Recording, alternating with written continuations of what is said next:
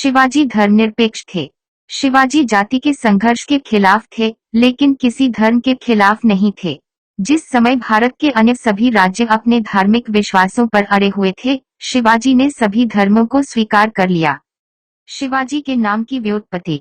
शिवाजी का नाम भगवान शिव से नहीं बल्कि शिवई नाम के एक क्षेत्रीय देवता से लिया गया था।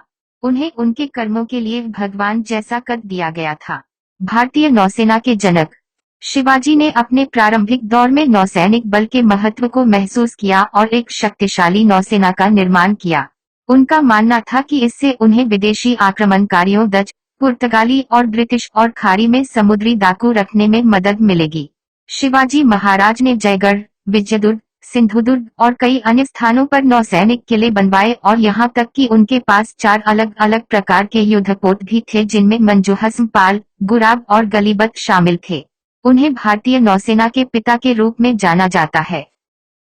शिवाजी एक युद्ध रणनीतिकार थे और सीमित संसाधनों के बावजूद उन्होंने बहुत कम उम्र में तोरना किले पर कब्जा कर लिया और बीजापुर के सुल्तान को पहला बड़ा झटका दिया। 1655 तक उसने कोंदन, जवाली और राजगढ़ किलों को एक एक करके पूरे कोंकण और पश्चिमी घाट पर कब्जा कर लिया। शिवाजी ने औरंगजेब को मदद की पेशकश की। शिवाजी बीजापुर को जीतने में मदद करने के लिए औरंगजेब के पास पहुंचे, लेकिन जब उनके 2 अधिकारियों ने अहमदनगर के पास मुगल क्षेत्र पर छापा मारा तो चीजें उलटी हो गईं। परिणाम स्वरूप बीजापुर पर विजय प्राप्त नहीं हुई। शिवाजी ने मराठों की एक सेना का गठन किया जहां कई सैनिकों को उनकी सेवाओं के लिए वर्ष भर भुगतान किया जाता था। इससे पहले मराठों के पास अपनी कोई सेना नहीं थी। मराठा सेना कई इकाइयों में विभाजित थी और प्रत्येक इकाई में 25 सैनिक थे। बिना किसी भेदभाव के सेना में हिंदू और मुसलमान दोनों को नियुक्त किया गया। शिवाजी द्वारा 2000 पुरुषों की एक सेना को 10,000 सैनिकों में परिवर्तित कर दिया गया था। शिवाजी महिलाओं के सम्मान के लिए खड़े हुए। शिवाजी महिलाओं के कट्टर समर्थक थे और उनके सम्मान के लिए खड़े थे।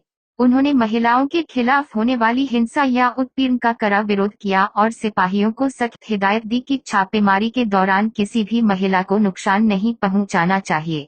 शिवाजी के शासन में कब्जे वाले प्रदेशों की महिलाओं को सुरक्षित छोड़ दिया गया था और किसी को भी बंदी नहीं बनाया गया था। शिवाजी महाराज द्वारा महिलाओं के साथ बलात्कार या छेड़छाड़ करने वाले लोगों को कड़ी सजा दी जाती थी।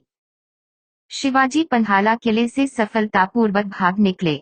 शिवाजी पन्हाला किले की घेराबंदी से बचने में सफल रहे।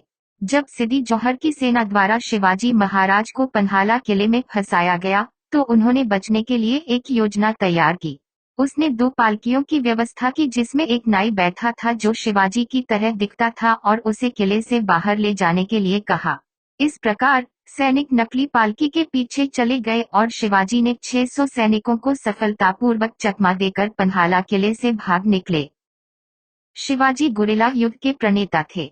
वह अपने क्षेत्र के भूगोल, गुरिल्ला रणनीति, दुश्मनों के साथ छोटे समूहों पर हमला करने आदि में पारंगत था और उसे पहाड़ियों का चूहा कहा जाता था।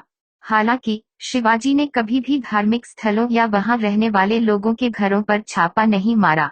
इस कारण उसके सैनिकों को व्यक्तिगत घोड़े और हथियार उपलब्ध नहीं कराए गए। शिवाजी ने पहले भारत और फिर अपने राज्य के लिए लड़ाई लड़ी। शिवाजी अपने राज्य के लिए बाद में और भारत के लिए पहले लड़ते थे। उनका लक्ष्य एक स्वतंत्र राज्य की स्थापना करना और अपने सैनिकों को प्रेरित करना था कि वे भारत के लिए लड़े, किसी राजा के लिए नहीं। शिवाजी अत्यंत देखभाल करने वाले और दयालु थे। शिवाजी महाराज दयालु थे और अपनी सेना में आत्मसमर्पण करने वाले किसी भी व्यक्ति का स्वागत करते थे। किसी को उनकी पृष्ठभूमि के आधार पर नहीं आंका गया, बल्कि उन्हें उनके कौशल के आधार पर आंका गया।